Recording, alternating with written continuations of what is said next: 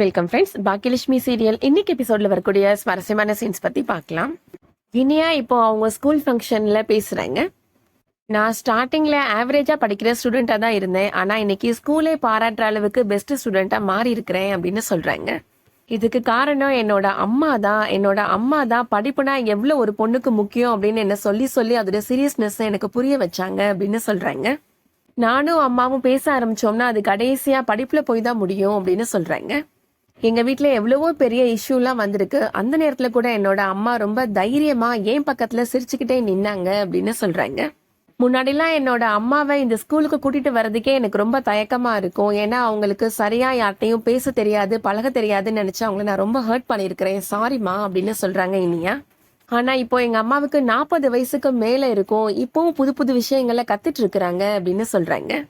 எங்க அம்மா புதுசா பிசினஸ் ஸ்டார்ட் பண்ணி அதை சக்சஸ்ஃபுல்லா ரன் பண்ணிட்டும் இருக்கிறாங்க அப்படின்னு சொல்றாங்க இனியா.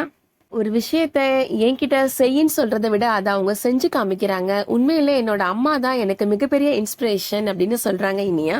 இனியா அப்படி ஸ்டேஜ்ல பேசிட்டு இருக்கிறத கோபியுமே ஒரு ஓரமா நின்று கேட்டுட்டு இருக்கிறாரு. இனியாவை நம்ம தாமா சின்ன பிள்ளைன்னு நினைச்சிட்டு இருந்தோம், அவ வளர்ந்துட்டாமா அப்படின்னு சொல்றாரு எழில்.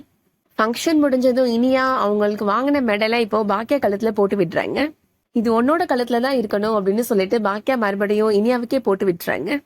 இனியாவோட பிரின்சிபல் மேம் இப்போ பாக்கியாட்ட சொல்றாங்க, உங்களுக்கு உண்மையிலே ரொம்ப ப்ரௌடா இருக்கும்ல அப்படின்னு கேக்குறாங்க. நம்ம குழந்தைகளை அடுத்தவங்க பாராட்டும் போது அதை பாக்குறதுக்கு உண்மையிலே ரொம்ப பெருமையா தான் இருக்கு அப்படின்னு பாக்கியா சொல்றாங்க. இனியா கண்டிப்பா ஸ்டேட் ரேங்க் வாங்கி உங்க ஸ்கூலுக்கும் பெருமை சேர்ப்பா அப்படின்னு சொல்றாங்க பாக்கியா. அடுத்ததா பாக்கியா கையில அந்த மெடல்ல வச்சுட்டு ரொம்ப சந்தோஷமா பாத்துட்டு இருக்கிறாங்க. அவங்க கண்ணெல்லாம் கலங்குது. எழில் பாக்கியாட்ட, என்னம்மா சந்தோஷமா இருக்க வேண்டிய நேரத்துல இப்படி அழுதுட்டு இருக்கிற அப்படின்னு கேக்குறாரு. இது சந்தோஷத்துல வர கண்ணீர்டா அப்படின்னு சொல்றாங்க பாக்கியா. பாக்கியா சொல்றாங்க, எனக்கு படிக்கணும்னு ரொம்ப ஆசைடா, ஆனா என்னால முடியாம போச்சு. என்னோட ஆசைய இப்ப இனியா மூலமா நான் நிறைவேற்றிக்கிற மாதிரி இருக்குடா அப்படின்னு சொல்றாங்க. இனியா பாத்தியா எவ்வளவு தைரியமா ஸ்டேஜ்ல பேசுறா, என் கையில எல்லாம் மைக் கொடுத்தா எனக்கெல்லாம் நடுங்கிருண்டா அப்படின்னு சொல்றாங்க பாக்கியா.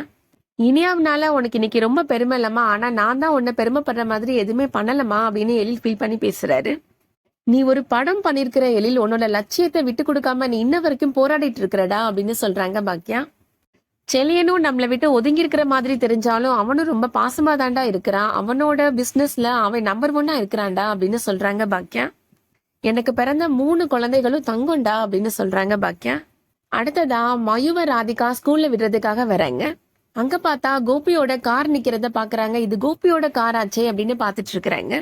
இனியா பேசினதை வீடியோவா எடுத்து வச்சிருக்கிறாரு கோபி. அதை பார்த்துட்டே ரொம்ப சந்தோஷமா நடந்து வந்துட்டு இருக்கிறாரு.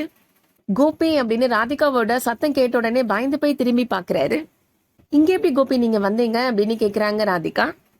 ஏதோ ஃபங்க்ஷனுக்கு போயிட்டு இருக்கிறேன்னு சொன்னீங்க, வாயை திறந்தாலும் இப்படிதான் போய் பேசுவீங்களா? உங்களை மாதிரி இப்படி சரளமா போய் பேசுற ஆம்பளை நான் பார்த்ததே கிடையாது அப்படின்னு கோவமா பேசுறாங்க ராதிகா.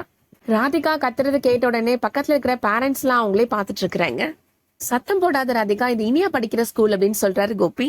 சரி, நம்மளோட 2 குழந்தைகளும் படிக்கிற ஸ்கூல், கொஞ்சம் அமைதியா இரு, காருக்குள்ள போய் உட்காரு அப்படின்னு சொல்றாரு கோபி.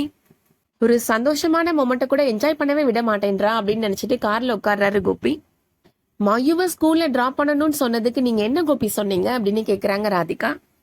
உங்க ஆபீஸ் ஸ்டாஃபோட கிரக பிரவேசத்துக்கு போயிட்டு இருக்கிறேன், அது மயுவோட ஸ்கூல்ல இருந்து ஆப்போசிட் டைரக்ஷன்ல போயிட்டு இருக்கிறேன், நீங்க எவ்வளவு போய் பேசுறீங்க அப்படின்னு கேக்குறாங்க. மயுவ ஸ்கூல்ல டிராப் பண்ணா அவ ஒருவேளையாவது சந்தோஷமா இருந்திருப்பாள், அவளோட சந்தோஷம் உங்களுக்கு முக்கியம் இல்லைல்ல அப்படின்னு கேக்குறாங்க ராதிகா. கோபி சொல்றாரு, இன்னைக்கு இனியாவோட வாழ்க்கையில ஒரு பெஸ்ட் மொமெண்ட் அப்படின்னு சொல்றாரு. அவளை பெஸ்ட் ஸ்டூடெண்டா செலக்ட் பண்ணி ஒரு ஃபங்க்ஷன் நடத்திருக்கிறாங்க அப்படின்னு ரொம்ப சந்தோஷமா சொல்றாரு. அடடா, உங்க மகளை பத்தி பேசுறப்போ உங்க முகத்துல அப்படியே பிரகாசமா லைட் எரியுது அப்படின்னு கோவமா கேக்குறாங்க ராதிகா. அதோட இன்னைக்கான எபிசோட் முடியுது. இந்த வீடியோ உங்களுக்கு பிடிச்சிருந்துச்சுன்னா லைக் பண்ணிக்கோங்க. ரெகுலரா சீரியல் அப்டேட்ஸ்க்கு நம்ம சேனலை சப்ஸ்கிரைப் பண்ணிக்கோங்க. தேங்க்ஸ் ஃபார் வாட்சிங்.